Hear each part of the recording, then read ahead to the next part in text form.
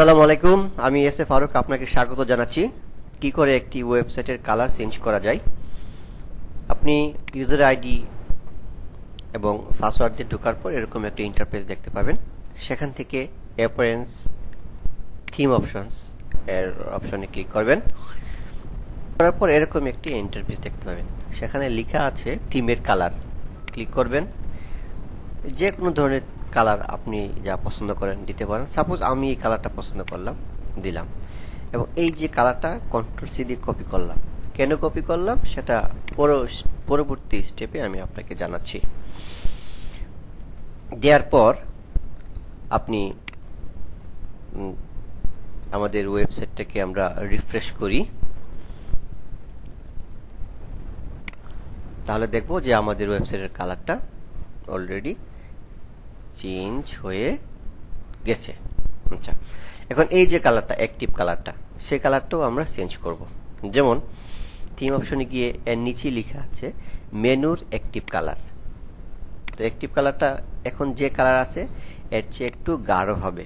তো এই কালারটা পেস্ট করলাম কন্ট্রোল ভি দিয়ে এবং এটা জাস্ট ধরে একটু নিচে নামাই দিলাম। তারপর দেখেন একটু গাঢ় হয়ে গেছে। সেভ চেঞ্জ দিলে এখন আমরা আমাদের ওয়েবসাইটটিকে আবার রিলোড করব। তাহলে দেখব যে অ্যাক্টিভ কালারটা এই কালারের চেয়ে একটু গাঢ় হয়ে গিয়েছে। এই যে দেখতে ভালো লাগছে। এখন এই যে মেনুর ডান পাশে এবং বাম পাশে যে বর্ডারগুলো আছে সেগুলো আমরা চেঞ্জ করব। যেমন মেনুর ডান পাশের বর্ডারের কালার, ডান পাশের বর্ডারের কালারটা দেব ওই যেটা কপি করেছিলাম, এটা পেস্ট করলাম। একটা দিব হালকা, একটু হালকা।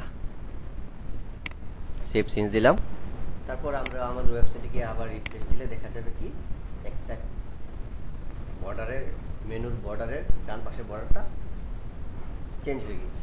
এখন বাম পাশের বর্ডারটা আমরা চেঞ্জ করে দেব। এটা কি দিলাম, হালকা না গাঢ়? হালকা। এখন এই বাম পাশেরটা দেব, ক্লিক করব এবং ওই কালারটাই পেস্ট করব এবং এটা হচ্ছে দিব গাঢ়। গাঢ় কিভাবে দিলে, নিচে দিলে একটু সেভ চেঞ্জ দেওয়ার পর আমরা যদি আবার আমাদের ওয়েবসাইটে রিফ্রেশ করি দেখব যে আমাদের মেনুর ডান পাশের বাম পাশের বর্ডারটাও চেঞ্জ হয়ে গিয়েছে। একটা ভাঙ্গা ভাঙ্গা দেখা যায়, এই যে কত সুন্দর দেখাচ্ছে।